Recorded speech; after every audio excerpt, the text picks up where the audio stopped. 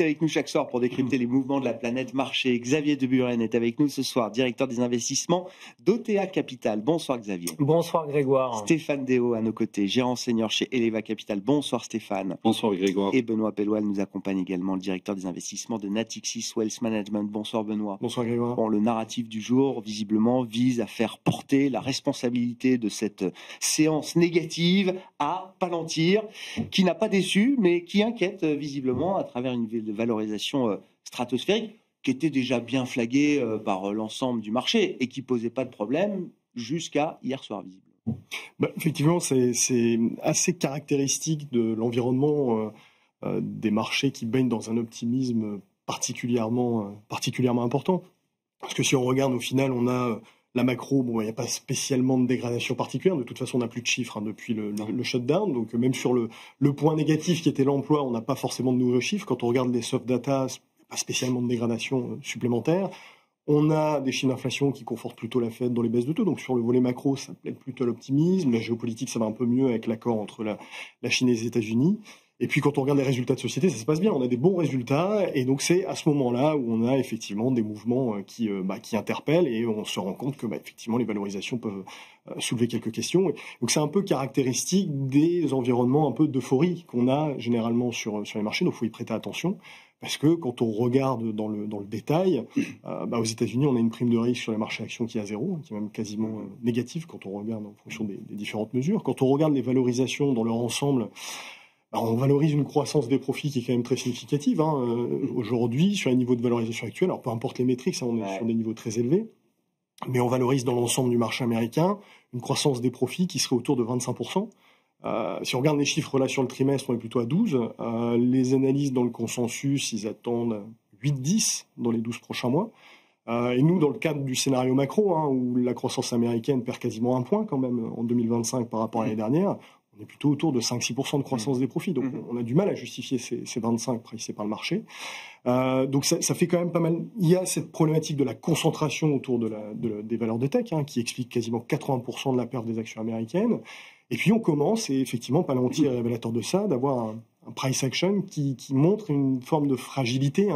Je regardais des données quantitatives, mais en 2025, on a eu plus d'une centaine de mouvements sur des entreprises cotées de plus de 100 milliards de capitalisation, parce qu'on parle de mastodontes assez importants dans la tech. Plusieurs trillions de dollars, c'est vrai. Voilà, et même de façon plus générale, c'est une année record en termes de mouvements inhabituels. C'est Merrill qui calculait ça, où on n'a jamais eu autant de mouvements de plus de 2-3 écarts types sur une même journée de la part de certaines valeurs. Donc on voit qu'il y a une certaine nervosité, tout le monde veut participer à l'optimisme, tout le monde veut en profiter, mais on se tient quand même prêt à fuir à la première mauvaise nouvelle. Donc, qu'est-ce qui explique ce que vous décrivez parfaitement du marché?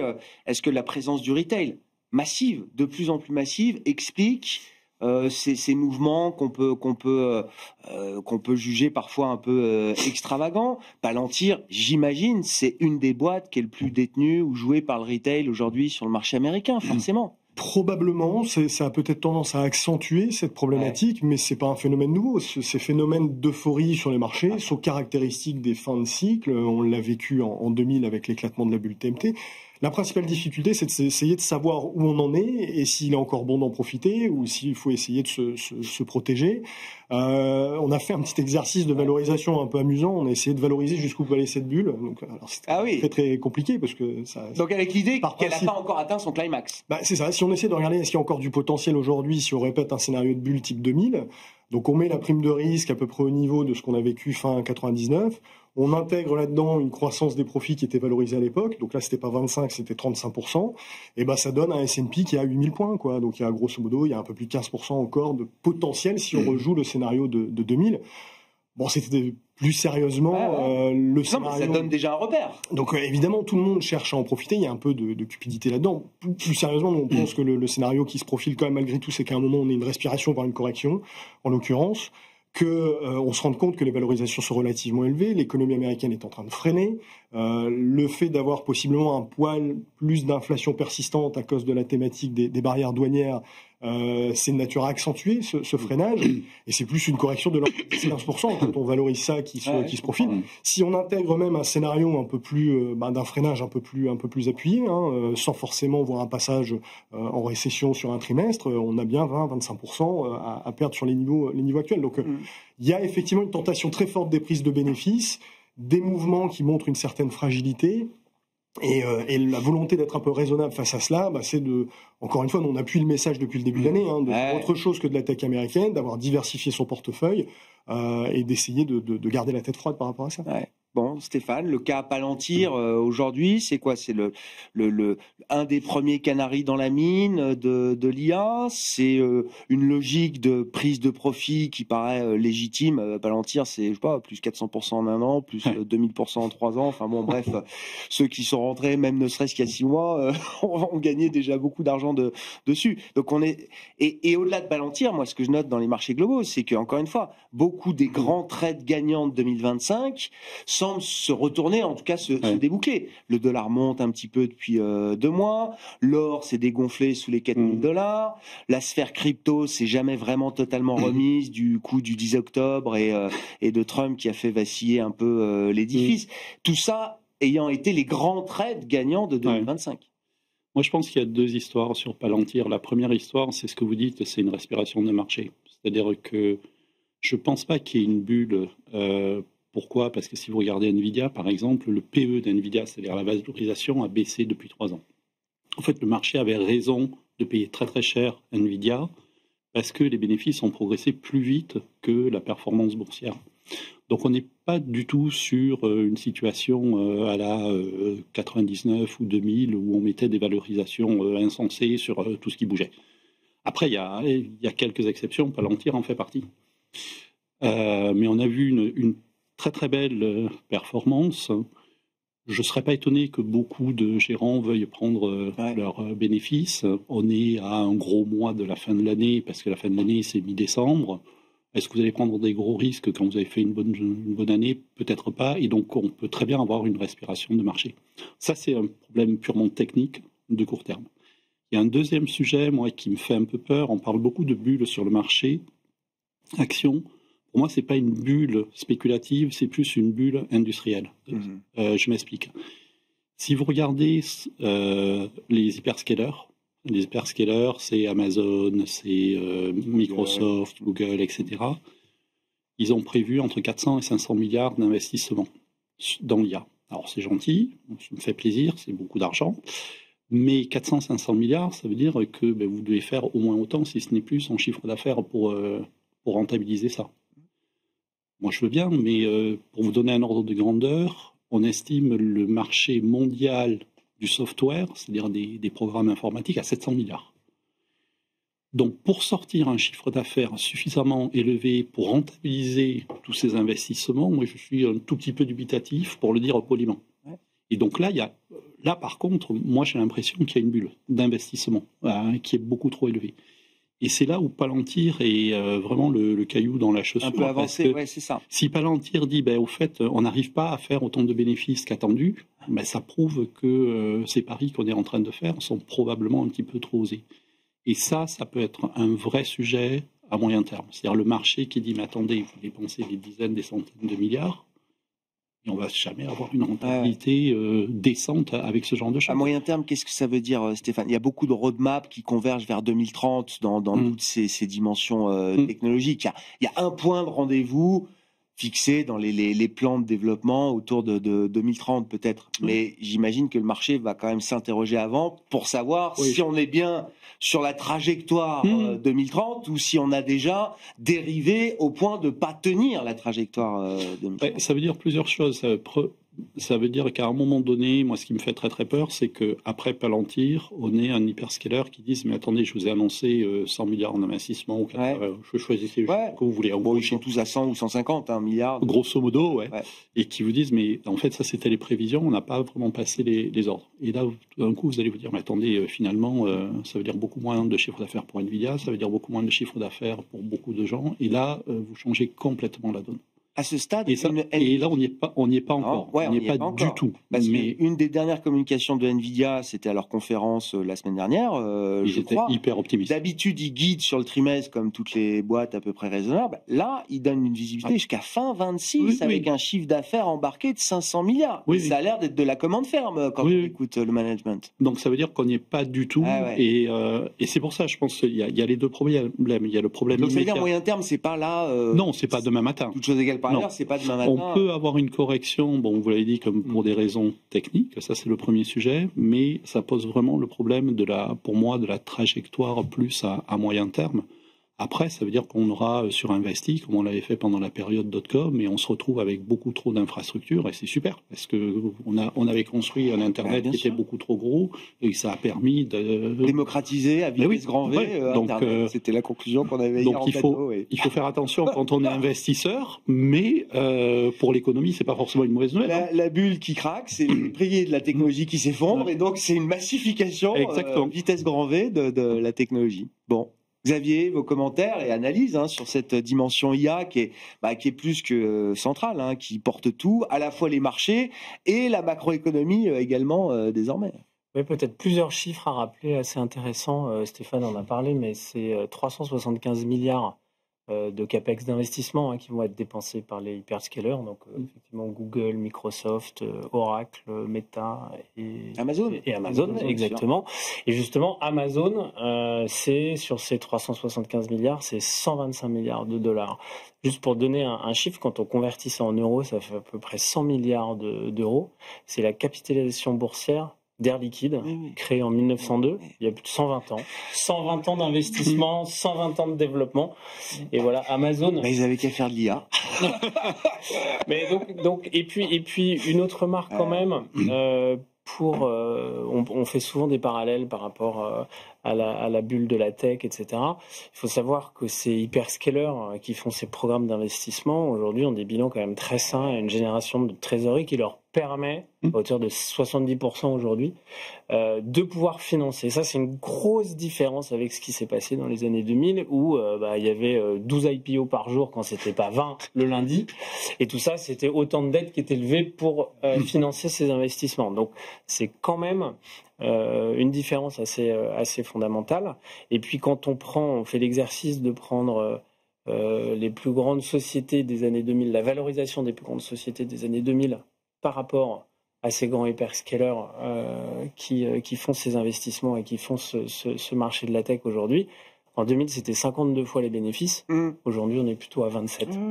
Donc, il y a quand même... Les GAFAM en tant que tels atteignent pas des PE stratosphériques. Et en termes de santé financière, ça permet ces développements. Toute la question, mais c'est comme dans ces grandes révolutions technologiques, industrielles, etc. C'est des montants d'investissement qui sont énormes. Il y avait une comparaison qui était faite par Goldman avec les montants qui avaient été investis dans les chemins de fer anglais. Et en fait, remis à la valeur d'aujourd'hui, c'est plus important que ce qui est dépensé aujourd'hui. Donc, voilà. Donc, il y a des tendances et puis il y a un marché adressable. Et comme tout, il y a forcément beaucoup d'investissements. Il y en a qui vont avoir des returns on equity, des retours sur investissement qui vont être favorables. Et donc, et d'ailleurs, les returns on equity qu'on observe sur les premiers investissements qui ont été faits par ces hyperscalers ces dernières années sont aux alentours de 26-27%. Et en moyenne, on est plutôt à 17%. Donc, c'est rentable. C'est pour l'instant des investissements rentables. Donc, toute la question maintenant va être est-ce que ces sociétés vont encore avoir la capacité à financer à hauteur de 70% ces investissements. Alors, elles génèrent un cash flow monstrueux, mais face à ça, ce sont des capex monstrueux. C'est-à-dire qu'à un moment, entre le cash flow et les capex, comment le marché arbitre, comment le marché juge la chose? Eh bien, justement, c'est quelque chose qui est vraiment très surveillé aujourd'hui. C'est dans quelle mesure ces sociétés-là font appel au marché pour financer ces prochains investissements, ces prochains capex. Et on le voit d'ailleurs, toutes les émissions depuis le début de l'année, il y a 140 milliards de dollars qui ont été levés pour financer de l'IA directement. On parle de dette. Ou indirectement, sur de la dette. Donc toute la question, ça va être dans quelle mesure ça prend de l'ampleur ou pas. Et conclusion de ça, le risque en vaut encore la chandelle. Bah, la preuve, c'est que y a des gens qui sont prêts à financer ça. Oui. Voilà. Ouais. Donc c'est à surveiller. Mais pour l'instant, ça s'est fait de façon mesurée entre guillemets parce que ces sociétés-là avaient les moyens de le faire. Et il y a une croissance et des carnets de commandes. On l'a vu sur les publications de Amazon et de Google, que toute la partie cloud, il y a des carnets de commandes énormes. Donc voilà. Donc c'est vraiment et je rejoins ce qui a été dit par Stéphane et Benoît. Le marché à 25 séances de la fin. Après des performances comme on a connu aujourd'hui, il a besoin de souffler. C'est un acte de gestion de prendre ses profits, de se dire tranquille. Et quand on voit effectivement ces niveaux de valorisation, Palantir, c'est 299 fois le price earning de 2025. Il y a un moment, bon, on prend pas trop de risques à prendre des profits aujourd'hui. D'ailleurs, le marché, il baisse pas tellement. Non, c'est pour ça, je restais mesuré. J'essayais de rester mesuré dans mon propos. Après, il y a quelques éléments techniques sur le marché américain qui montrent quand même qu'on peut avoir quelques signes. Notamment, il y a aujourd'hui plus de titres qui traitent sur leur plus bas depuis un an. Que l'inverse, que titres qui traitent sur les plus hauts.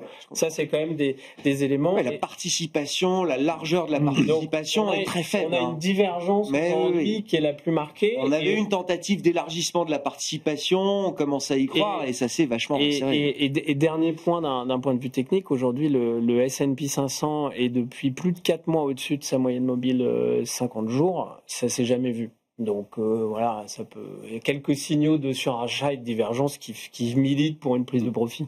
Bon, mais c'est vrai que sur la solidité de ces hyperscalers, on le rappelait hier en plateau, alors ça a été un mauvais virage pour Meta, celui du métaverse. Ça leur a coûté 40-50 milliards de dollars de capi et puis on va dire un désert boursier pendant au moins 12-18 mois. Mais ça n'a jamais remis en cause la viabilité de l'entreprise, qui peut perdre 40 milliards comme ça et rester une entreprise majeure, monstrueuse et centrale. C'est ça justement qui est l'accord de rappel qui fait la différence avec ce qu'on avait vu en 2000, c'est qu'on parle de sociétés qui sont d'ores et déjà extrêmement rentables, très solides, etc. Mais effectivement, c'est plus un risque de déception au-delà des problématiques qu'on voit de dynamiques qui peuvent rappeler des dynamiques de bulles.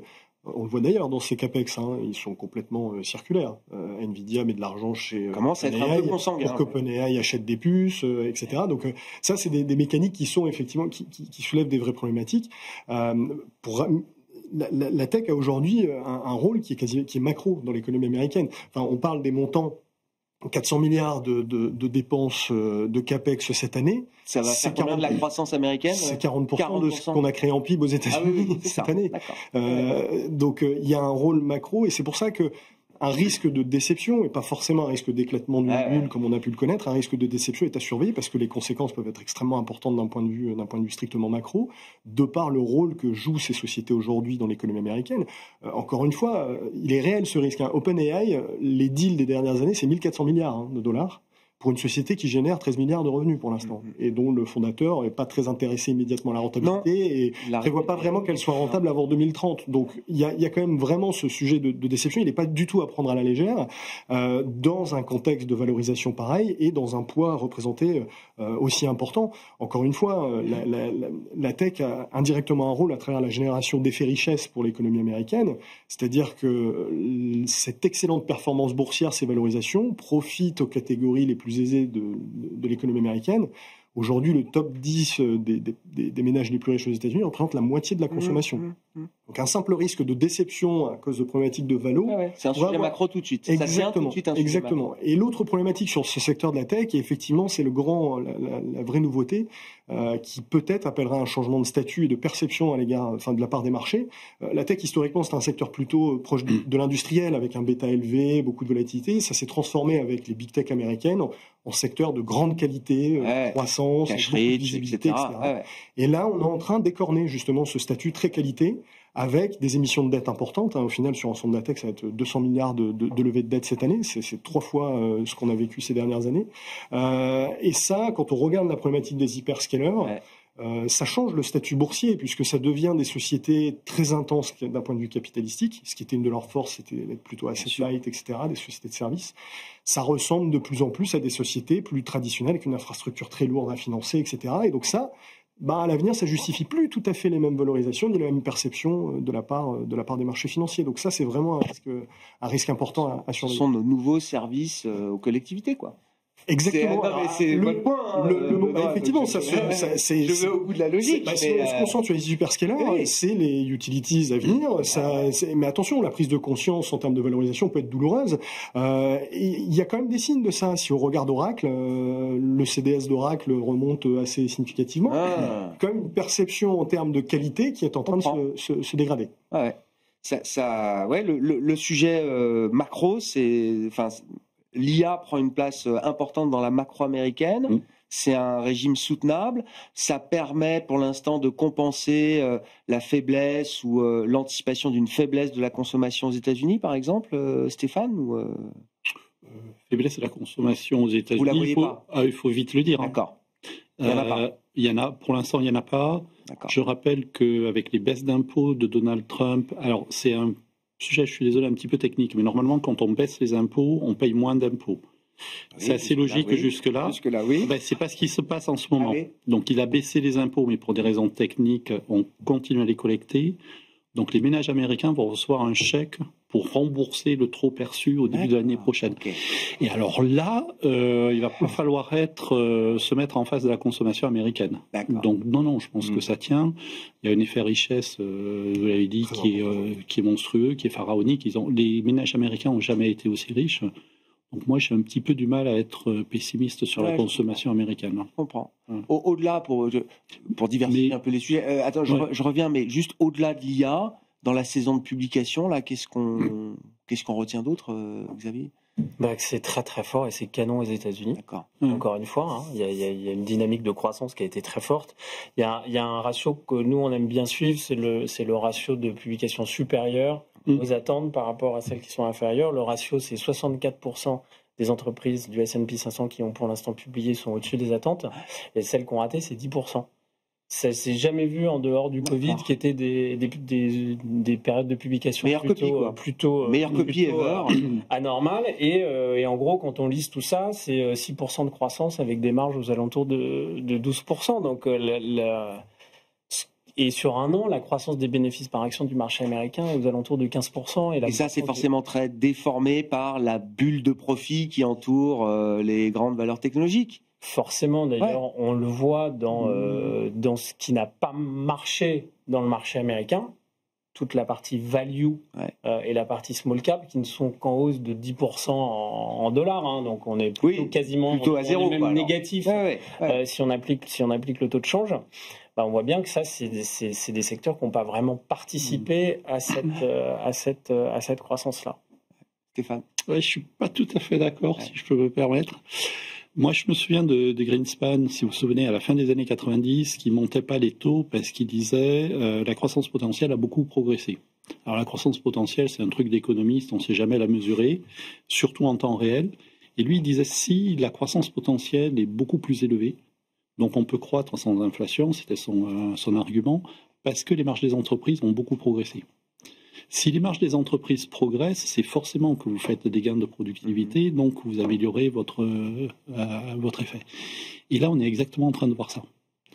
Donc, quand vous parlez aux économistes, ils ont des modèles très compliqués, tout ça, qui marchent ou qui marchent pas d'ailleurs, mais peu importe. Eux, ils voient rien.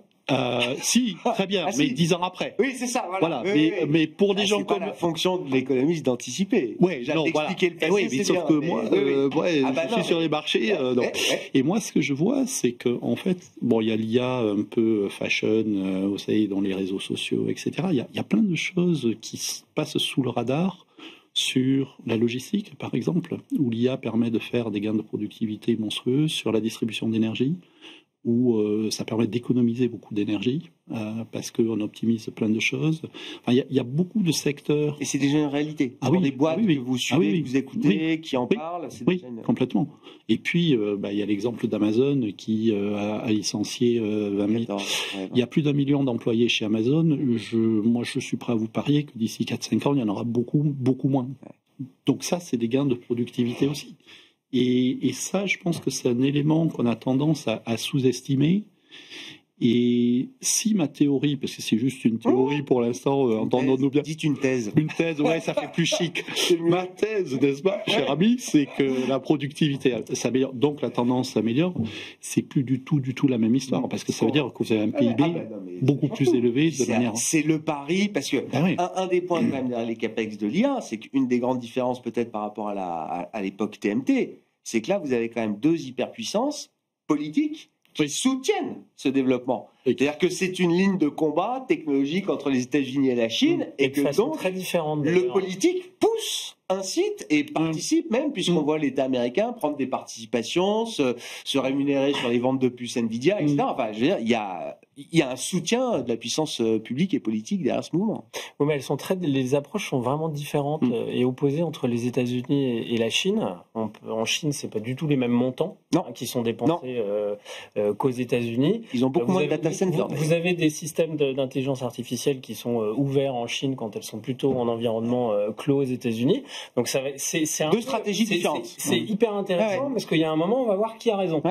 Est-ce que c'est la Chine qui a dit on peut faire ça pour beaucoup moins cher, ou est-ce que effectivement c'est les États-Unis pour les usages qu'on en aura, pas besoin d'acheter de la puissance, bien sûr. C'est pas besoin de stocker de la puissance qui est très intéressant pour ça. Benoît. Non, mais ce qui est très frappant effectivement, c'est l'accélération franche des gains de productivité aux US depuis le. Alors il y a effectivement la thématique technologique, mais il y a aussi probablement la façon dont on a géré la pandémie aussi. Aux États-Unis, on a laissé les entreprises virer tout le monde et qu'elles ont ensuite justement fait des efforts de productivité qui sont en plus permis par une automatisation plus prononcée qu'ailleurs.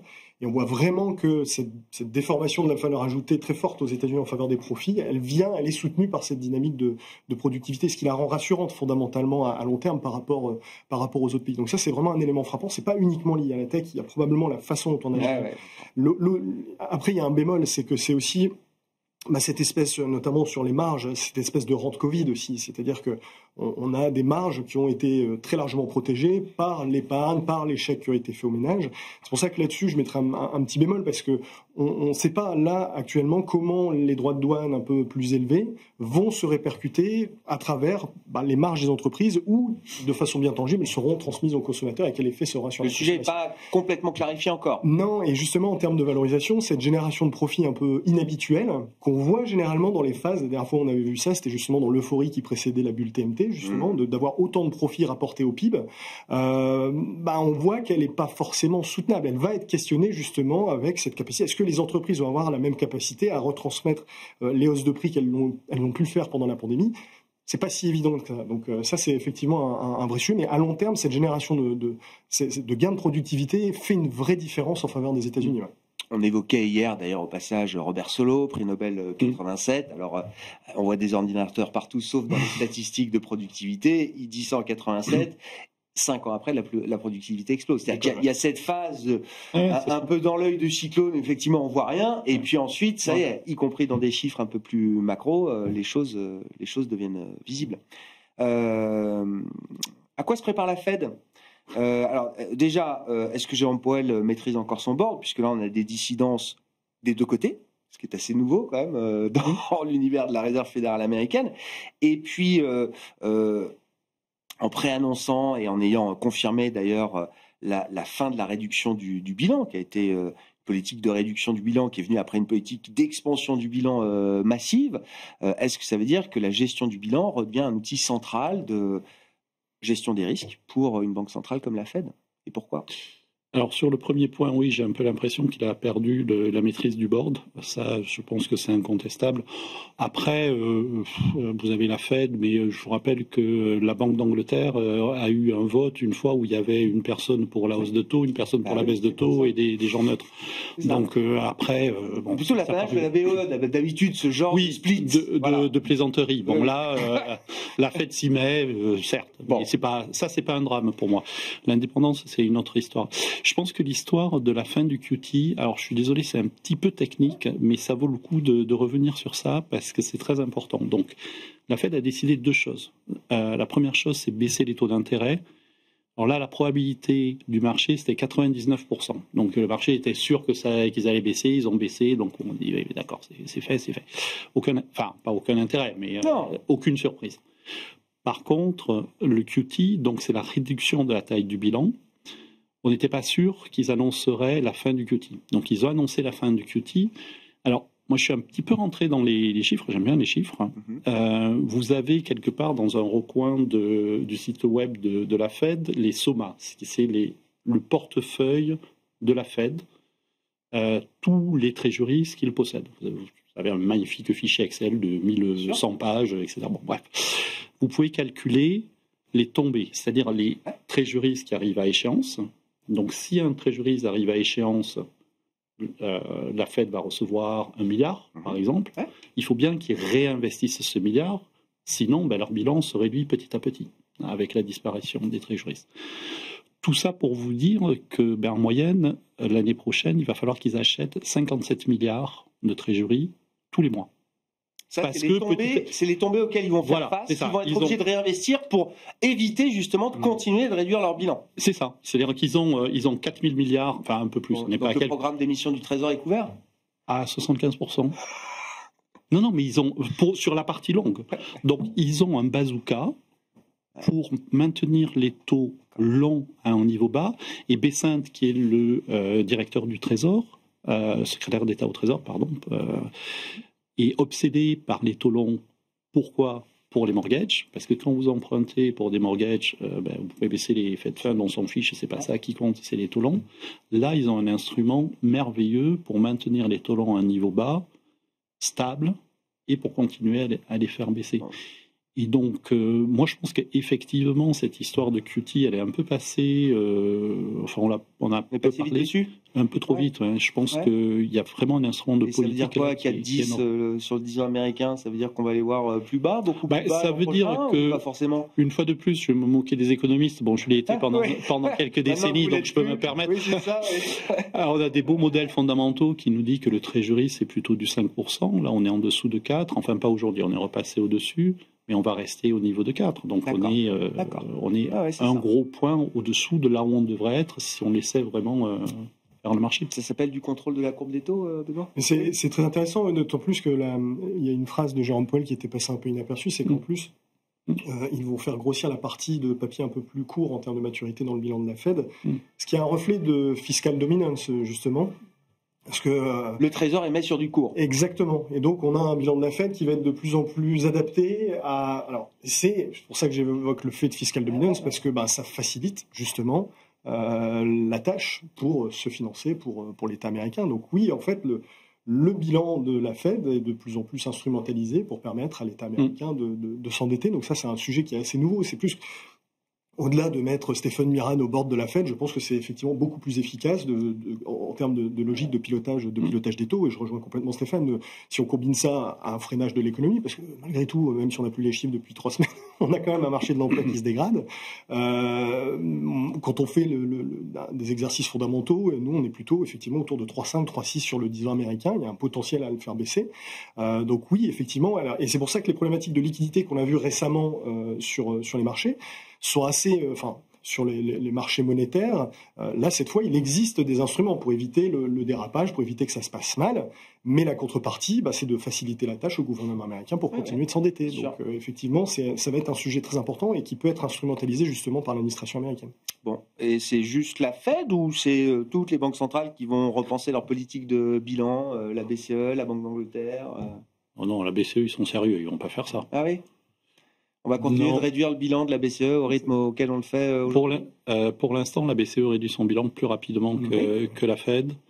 Jusqu'où on ira, je ne sais pas. Non, mes plaisanteries mises à part, je pense qu'il y a une... Je peux me tromper, mais la façon dont ça a été présenté, je pense qu'il y a une vraie instrumentalisation et une vraie volonté d'utiliser par la Fed le bilan pour manipuler, enfin manipuler, c'est pas le terme, mais sur les taux longs, alors que la BCE n'est pas du tout dans cette logique-là pour l'instant. Maestro, Scott Bessent, quoi.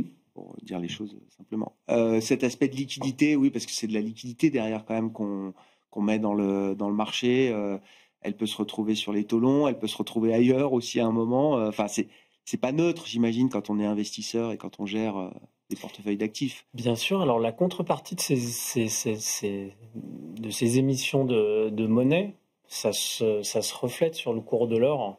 Parce que un des réflexes pour les investisseurs, c'est essayer de ne pas acheter des actifs qu'on peut imprimer. Ouais. Et donc ça, c'est une des raisons pour lesquelles, il y en a plein d'autres, hein, mais sur l'or, et pourquoi l'or a connu 25% de hausse en 2024 et plus de 30% en euros aujourd'hui, c'est que ça devient un actif stratégique, un actif géopolitique, c'est aussi un actif que vous ne pouvez pas saisir. Alors on a vu une explosion des achats d'or des banques centrales depuis la guerre en Ukraine et le gel des avoirs, donc ça combine pas mal de choses, mais une des choses, c'est un moyen de préserver, c'est un moyen de se préserver de dévaluation, etc. Et ce que ça veut dire, c'est que les investisseurs aujourd'hui doutent de la capacité des principales économies, finalement, à préserver la valeur de leur monnaie. Après, il y a pas mal d'outils qui permettent aussi de piloter un peu ça, mais voilà ce qu'on peut en dire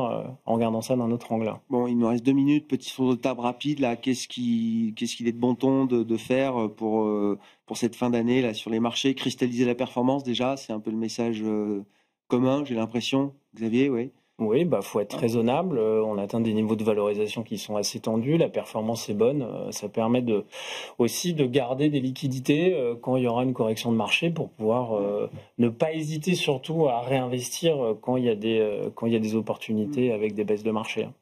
Couvrir les portefeuilles et les performances, Stéphane? Oui, alors sur les indicateurs techniques, j'ai pas les mêmes que Xavier, mais c'est la même histoire. Il y a pas mal de choses un peu bizarres, inquiétantes, je sais pas comment le dire, et qui sont en train de se passer. Donc on est plutôt en train d'alléger le budget de risque. Et puis on avait couvert le risque dollar, on a enlevé toute la couverture. Ah ouais. Oui. Oui, si la Fed baisse un petit peu moins les taux, mais relance l'économie avec les taux longs et le dollar a moins de raisons de baisser. C'est plus de croissance, moins de baisse des Fed Funds, c'est positif pour le dollar. Ça, c'est un vrai changement par rapport à ce qu'on a vécu pendant toute l'année. Très clair. Ça fait 2 mois, encore une fois, que le dollar sera fermé tranquillement, gentiment. La question dans ce genre de configuration, participer à l'euphorie ou regarder le train passer, il faut être un peu à mi-chemin, effectivement, budget de risque modéré, surtout appuyer la diversification, faire autre chose que les quelques boîtes américaines qui tirent l'économie américaine. Surtout que ça paye ailleurs dans le monde. Exactement, c'est ce que j'allais dire. L'Europe a rarement aussi bien performé par rapport aux US cette année au final. Les émergents. Il y avait cette année énormément de choses à faire, même si les grosses valeurs de tech trustent les headlines, il y avait beaucoup d'autres choses à faire sur les marchés et c'est probablement encore le cas. Merci beaucoup, messieurs. Merci d'avoir été les invités de Planète Marché ce soir. Benoît Pellois, le directeur des investissements de Natixis Wealth Management, Xavier Deburen, directeur des investissements d'OTA Capital et Stéphane Déo, gérant chez Eleva Capital.